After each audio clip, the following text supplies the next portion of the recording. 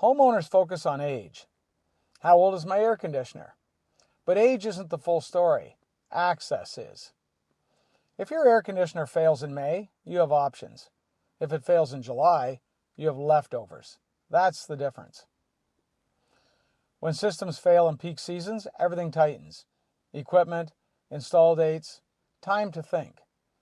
And when time to think shrinks, clear thinking shrinks too. This isn't about scare tactics. It's about a pattern. Every year summer gets busy. Every year people wait. Every year decisions get rushed. If you're planning to stay in your home, your goal isn't to chase features. It's to avoid stress. And stress shows up when timing becomes reactive. You don't need to rush, but don't drift either. Because once the heat hits, access shrinks. And access matters more than age.